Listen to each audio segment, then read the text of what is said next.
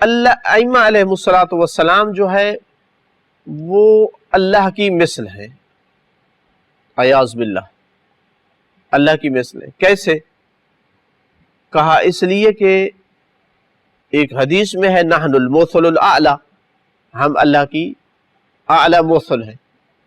اس کا معنی کیا کہ ہم اللہ کی مثالیں ہیں۔ اتنی بھی اس کو عربی نہیں آتی ہے کہ یہ مثل میں اور مثال میں فرق کر سکے۔ مثل مثل کی جمع ہے، مثال اور مثل میں فرق ہے۔ ایک ہوتا ہے نمونہ، ایک ہوتا ہے مثال۔ قرآن مجید کی صریح آیت ہے لیسا کمثلہ شیء، اللہ کی مثل کوئی چیز نہیں ہے۔ جب قرآن کی صریح آیت ہے تو آپ تو قرآن کو جھٹلا رہے ہیں کہ اللہ کی مثل ثابت کر رہے ہیں۔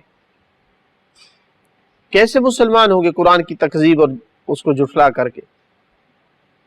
آپ کو حدیث کا معنی ہی نہیں آیا اور آپ نے غلط قسم کا شبہ چھوڑ دیا۔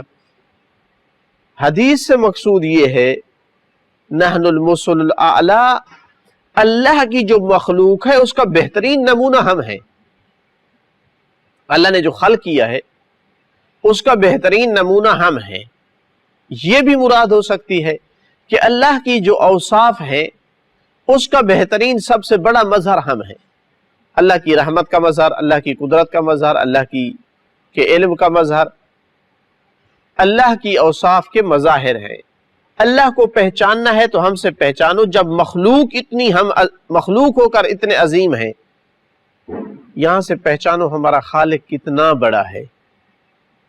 تو اس سے کہاں ثابت ہو رہا ہے کہ ہم اللہ کی مثل ہیں؟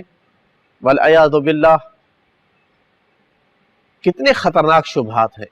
اب کوئی بندہ آپ کے کہنے پر عقیدہ رکھ لے کہ اللہ کی مثل ہے، یہ تو کون اس کا ضامن ہوگا؟ قیامت کے دن وہی حال ہوگا، یہ تم پہ لعنت کرے گا اور تم اس پہ لعنت کرو گے۔ یہ تم پہ لعنت کرے گا کہ تم نے اسے گمراہ کیا تھا، قرآن کے خلاف اس کو عقائد دیے تھے، اور تم اس پہ لعنت کرو گے جیسا قرآن ذکر کر رہا ہے کہ میں نے تو آپ کو نہیں بلایا تھا، آپ خود میرے پاس آتے تھے، آپ اوروں کے پاس کیوں نہیں جایا کرتے تھے؟ تو اللہ تعالیٰ دونوں سے کہے گا کہ جاؤ جہنم میں تمہارے جگہ تیار ہے، آج کسی کو نہیں چھوڑا جائے گا۔